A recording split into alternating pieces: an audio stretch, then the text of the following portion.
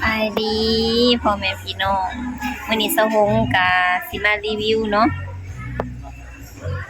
สิมารีวิวเขาเจ้าอันม่างห้านเนาะพี่น้องเขาเจ้าสิเฮ็ดสิทำความสะอาดคลองน้ำเนาะแล้วก็เขาเจ้าก็ได้ขนเครื่องขนของเพราะว่าท่อระบายน้ำที่ว่าอันฝนตกและน้ำมันท่วมเนาะที่ว่าสะหงถ่ายลงสตอรี่นะมันสิมีอยู่เนาะน้ำก็ทุกเทื่อหั่นแหละเนาะตั้งแต่มาอยู่แล้วก็เห็นน้ำท่วมตลอดแล้วอันเจ้าของตลาดเพิ่นก็ไปมาเบิ่งเนาะมาเบิ่งแบบน้ำมันไหลบ่ทันน่ะนะแล้วมันก็เลยความขึ้นมาอ่างอยู่เทิงขึ้นมาท่วมอยู่เทิงพี่น้องมีปัญหานี่นั่นหลายปีแล้วเนาะแล้วก็วันนี้เขาเจ้าก็สิได้ทำความสะอาดคลองเนาะแล้วก็สิเฮ็ดไม้เจาะทางลุ่มมันให้มันแบบให้น้ำมันไหลสะดวกไหลคล่องกว่าเก่าเนาะนี่เขาเจ้าขนเครื่องมาไว้เต็มก็มาไว้อยู่นี่นำเพราะว่าห่านเขาเจ้าบ่มีบ่อนไว้แล้วอันนี้ก็เต็มไปเลยทางก็แม่นเบิดเนาะจงไว้แต่ทางย่างพี่น้องปะสะวงสิพาไปเบิ่งเนาะสิรีวิวให้เบิ่งว่าเขาเฮ็ดมาฮอดไสแล้วอันนั้นเขาเจ้าเฮ็ดพูนทางเทิงพูนก่อนแล้วก็สิลงมาทางนี้เนาะคนนั้นคนไว้ไปเบิ่งเครื่องเต็มเบิดกลิ่นแห้งอะไรพี่น้องเอ้ยนี่อันนี้ก็แม่นเบิดอันนี้เป็นปูนเด้อนี่นะเป็นปูนเขียวหมากเนาะปูนสีขาวๆนั่นแหละพี่น้อง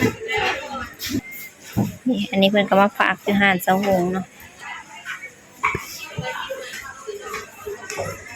เพราะว่าห้านน่ะมันสึ่งกับอันคลองน้ำเลยเนาะบ่พอล้างคลองพอสิแปลงใหม่มันก็เลยยากอันนี้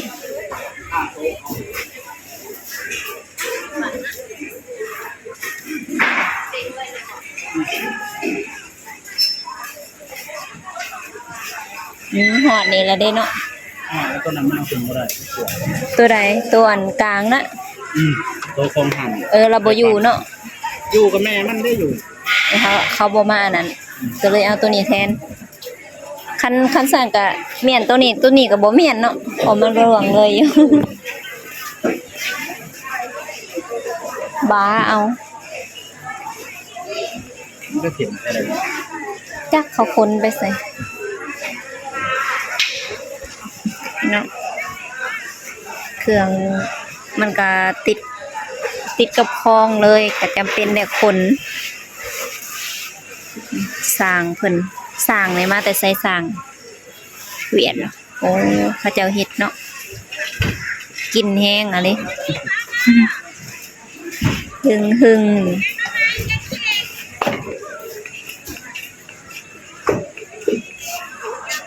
ห่านทางหน้าเด็กคนออกเบิดห่านเด็กเจ้าทอง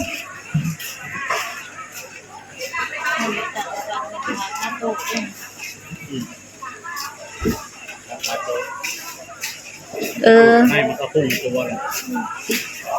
ไอ้โตเห็ดตื่มเอาเด้บนโต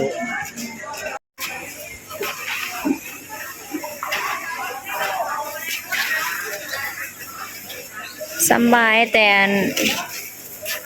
ผู้ทางนั้นมันเป็นนั่นคลองน้อยใส่ตะแกรงเล็กทางนี้ละวะเป็นคลองใหญ่มันก็เลยอันเนี่ย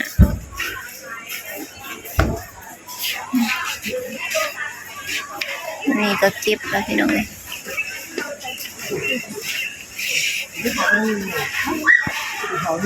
เขาไปยัง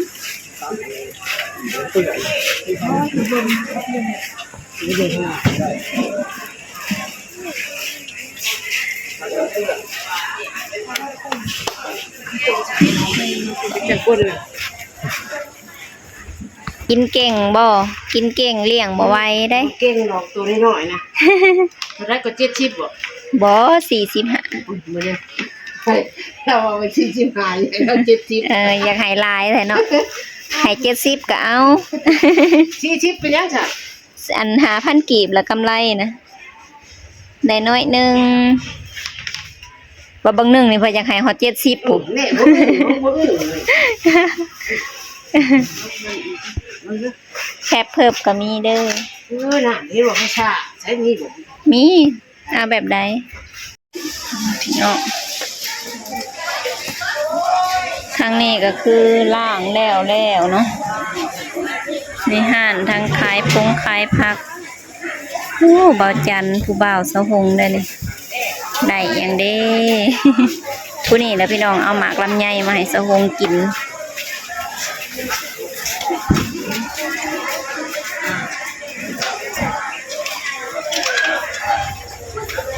เนี่ยเรียบร้อยปลาแดกปลาดำแล้วก็มีแต่เมี่ยนแล้วบัดนี้ป้าขออนุญาตเด้อพี่น้องเด้อถ่ายเอาหน่อยหนึ่งซะเนาะ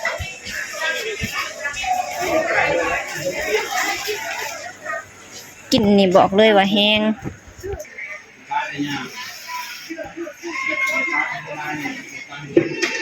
คนเวียดเด้อพี่น้องสร้างผู้ที่มาล้างคลองเนาะพระเจ้าเนี่ยก็คือสุดยอดเฮ็ดได้เนาะคือว่าพระเจ้าก็มีความอดทนเก่งอยู่ดีเนาะพี่น้องเนาะ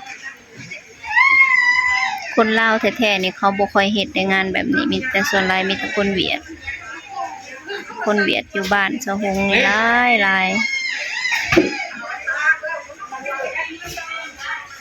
ล้วบอกว่าให้เล็กเท่าหลานที่ยืนอยู่บนรถก็เอา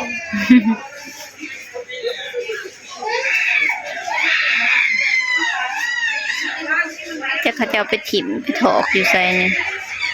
ขี้ตุ่ม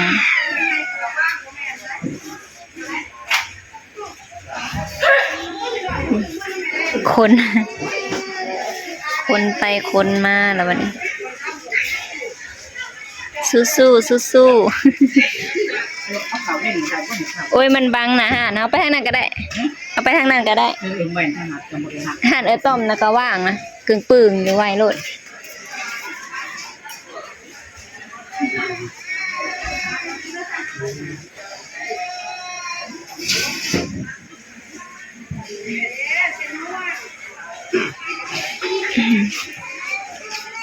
ไก่สิเบิดแล้วบ่หลายเติบ สิแล้วแล้วของเขา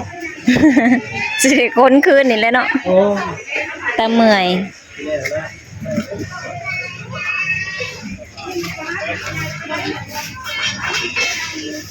สิแล้วแล้ว นี่แล้วคนก็ได้ จนเกลี้ยงก็เติด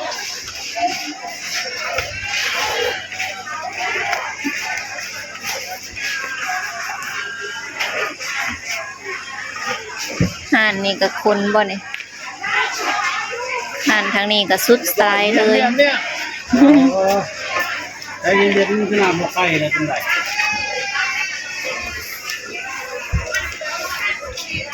เก็บพี่น้องเก็บ วัดตะคองไม่โอ้ย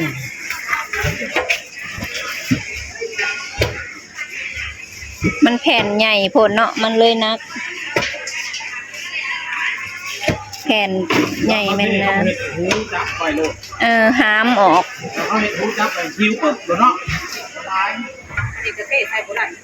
มันบ่ได้ได้มึงแพงเลย เฮ็ดคันบ่เฮ็ดบ่วงซะได้หูป่องมันน่ะสอดใส่กันเนาะแล้วก็ดึงได้แล้วน่ะ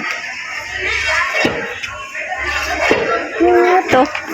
เพื่อสิเอาออกได้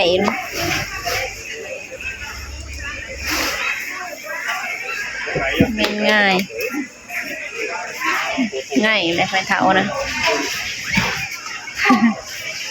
ที่แม่นเรามั่งแล้วกันคนสนันหวันไหว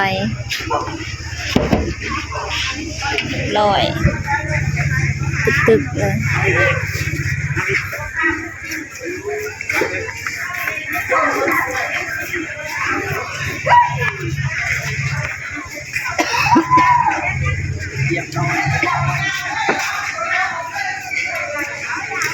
ได้เว้ย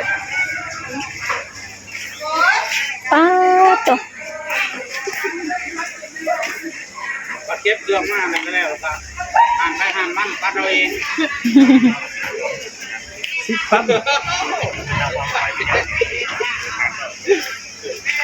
ป้าแมงขี้สาบ เนี่ยจำเนี่ยทั้งมาพอให้เนี่ยเดือนนี้พอ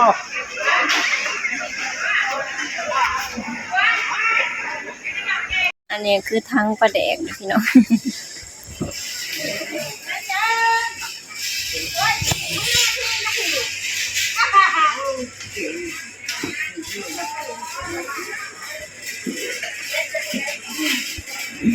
เมียนละลูกค้าก็เมียนแล้วก็ได้ขายโลด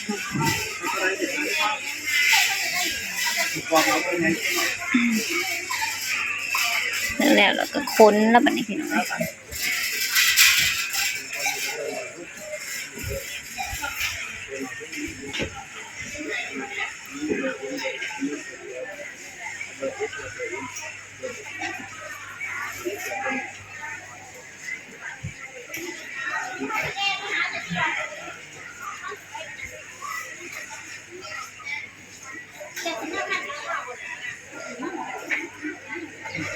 อันนี้ก็คนเบิดแล้วพี่น้องเดือ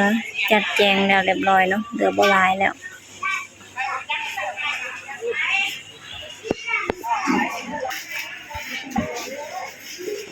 ตอนคนก็ง่ายๆคนมาเนาะบัดพอเอาไปแล้วก็ได้แต่ละอย่าง ตอนคนออกกับตอนคนใส่ต่างกัน